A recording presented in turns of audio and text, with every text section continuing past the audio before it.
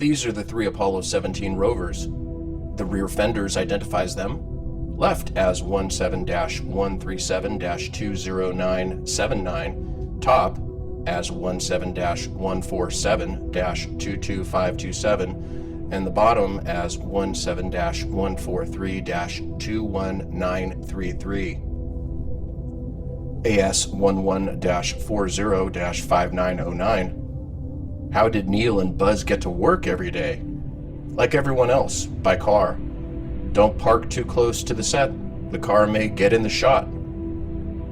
AS15-88-11929. Easily taken to be a small rock. This close-up enlargement reveals it contains the upper part of a half-buried Labatt beer can. This Canadian Labatt label design is a very close match to the one in the 1970s photo. The LM lander gear was built by Hero Aerospace of Longueuil, Quebec, Canada. The crews that worked on the building and dressing these sets really were whistleblowers. AS17-137-20886. Rover has broken down the front steering arms, are left here on the ground, and beside it a golf ball. Apollo 14 is the only mission claimed to have a golf ball, but this is not the only ball in the photo. On closer examination, there are many balls in this photo. Download the file and see how many you can find. AS17-147-22584 contains a late 1940s automobile with large front and rear fenders and a single headlight. This 1947 Ford with its split windscreen is a very close match to the car in the Apollo 17 photo. AS17-137-21002. One of the many items on this dump site is a 1960 Corvette convertible covered in lunar material and dust. The front end of the vehicle is smashed, the hood is slightly raised, and the windshield pushed flat. But the rear of the car is intact, showing the curvature of the rear wheel and the very distinct styling of the fenders. The tow bar appears to still be attached to the front of the car. AS17-147-22584. Late 1940s car with large rear fenders and a single headlight. This is a very typical use of the various items on this site that the crews used in creating the lunar landscape. The 1947 Ford shown with the split window is a very close match to the car in the photo. AS11-40-5864. The objects on the ground are automotive in nature. Looking at the mesh of material behind Aldrin, I'm surprised that they didn't trip and fall. On the bottom right, there is a car alternator, and below, some bent metal parts. AS16-113-18332. An explosive charge was placed behind the panels to go off with the explosive bolts. If this was a real launch, it would have been a total failure or an unexpected and rapid disassembly of vital equipment. No one made a comment during liftoff about this event. None of NASA's log files account for this. AS12-46-6723. It is better to have it in writing than to swear on a Bible. This BS statement is from the disgruntled employees of Apollo 12. AS-11-40-5903. This famous photo of Buzz Aldrin was taken at 110-4214 mission elapsed time. It would seem that Buzz's watch is out of sync with mission control. His left forefinger is pointing this out, a rather nice touch, or a whistle blow from a mason and a tough old bird with a strong left hook. His Omega watch reads 11 hours 14 minutes, the first and last two MET digits. That's some setup, tracking mission events and completely independent of US time zones. Control of MET passes from the Floridian Cape to Houston, in Texas just 10 seconds after launch. Buzz's Omega is set to Florida's time at 11:14 p.m. So the timing of this photograph links disparate time zones and NASA power bases. The number 11 and 14 also have great significance for both Freemasons and NASA. AS-11-40-5903. Does anyone know what time it is? It would seem that Buzz's watch is a little slow. He is pointing it out to you, a rather nice touch for a whistleblower. A tough old bird with a strong right hook. The watch reads 11:14. Buzz stepped on the NASA's moon at 11:16 on July 20th, 1969. The photograph was taken about 1.5 hours after he stepped off the ladder. There are no random photos. Each one has a story to tell. No TV camera is visible. The scene was shot multiple times with very different lighting effects. Neil Armstrong should almost center of this live TV picture to be able to take the photo on the left. This is evidence that it was a staged scene and had to be taken more than once. This image was taken from the restored Apollo 11 video uploaded to YouTube by NASA. A close look at Buzz's gloves as he comes down the ladder. A matching pair with a dark rubberized coating and a very distinctive NVIDIA sheen. On the right are the gloves for the famous photo of Man on the Moon. Lighter, not matching, and no shimmer even in direct sunlight. Buzz cannot change gloves in the vacuum of space, and a second pair were not supplied with their spacesuits. At the top is an image of the glove and how it connects at the base of the gauntlet. However, as Buzz comes down the ladder, the red ring is visible that connects the glove and the suit. The gloves are clearly not connected to the suit, perhaps to help keep them cool during the simulated filming. The camera shown in the left photo is behind the ladder and not even facing towards the ladder. It is easy to see when comparing this position to the live TV film presented by NASA. AS11-40-5863 does not have a camera present. AS14-64-9104. The nose of the missile is clearly visible. There is a car on the right and one to the left on their sides and coated with modeling clay and dirt. On the bottom right is the Bentley that was mentioned by the astronauts during their conversation. NASA may have removed it from the log.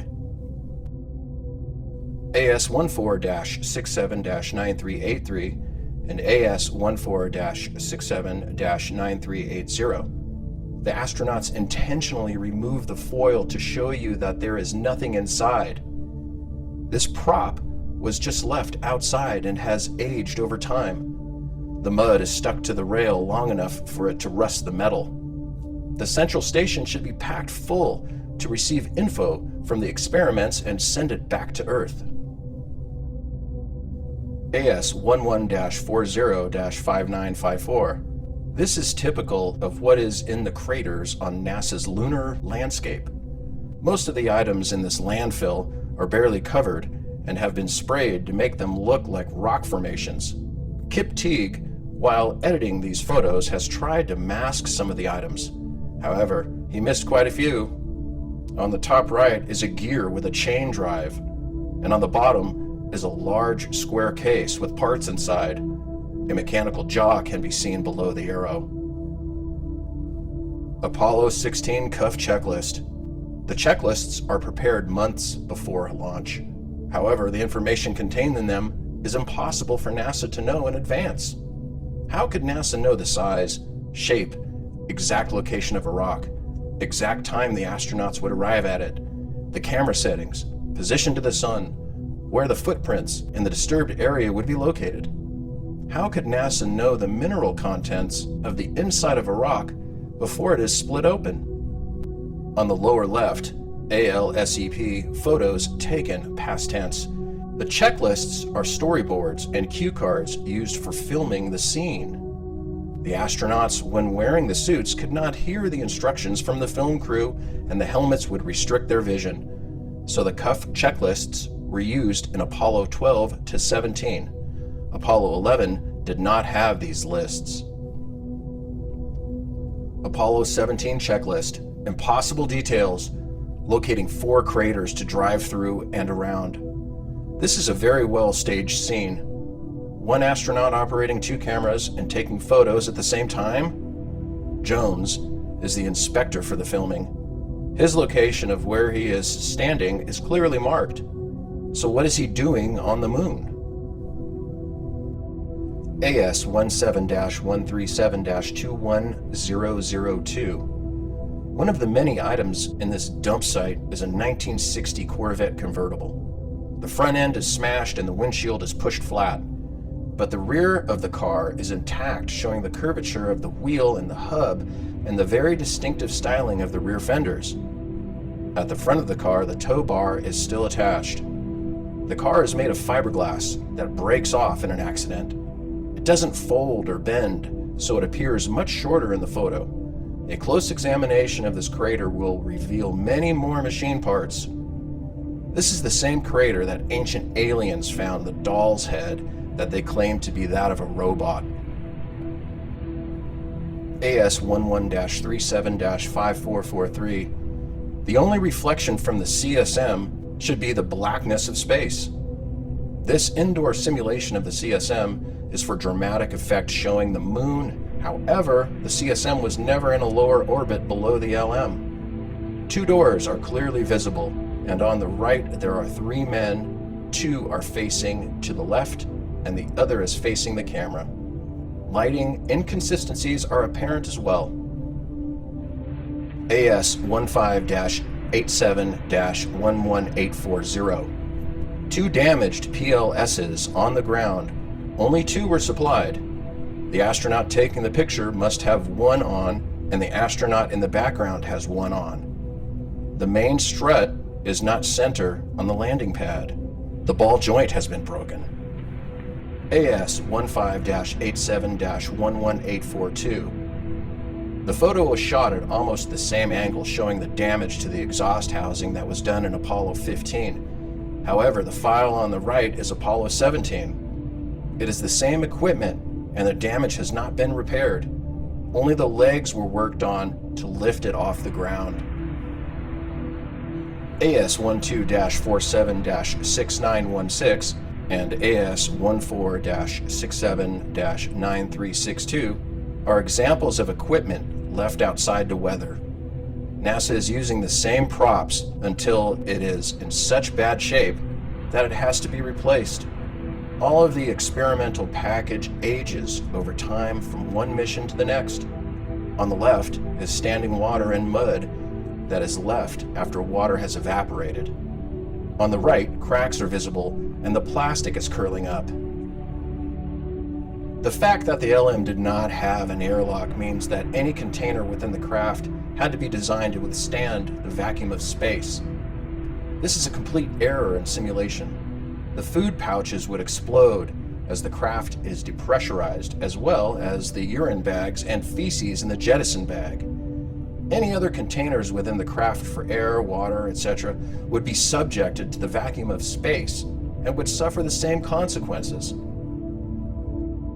The GC bag, AS16-116-18696. NASA has attempted to dismiss the C rock, but it's not the only prop object with lettering on it. This bag is from a golf course. The GC on the bottom indicates that this is a rental golf bag. Perhaps Major Tom was using it on the moon, and then the GC would stand for ground control. AS15-86-11681, NASA's Genesis rock, one of their famed rocks on display. It is soft enough to be kicked apart with a boot. Inside there are metal parts, and in other photos of the scene, a metal hose clamp is visible. This one shows clearly 2 spark plugs. The one on the left is a Champion, and the one on the right is an AC Delco. Any mechanic can spot them.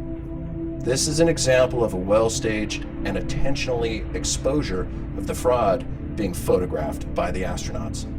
They are the whistleblowers. AS15-86-11659. The grasping tongs are carefully placed so the shadow makes an arrow. The white glove with rubber tips is at the end of the arrow. To the left of that glove are many more glove with fingers sticking straight out of this pile of dirt. The astronauts must have had fun staging this.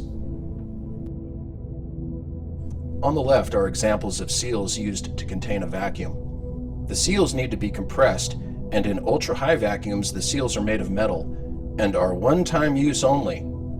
On the right is Neil Armstrong's glove.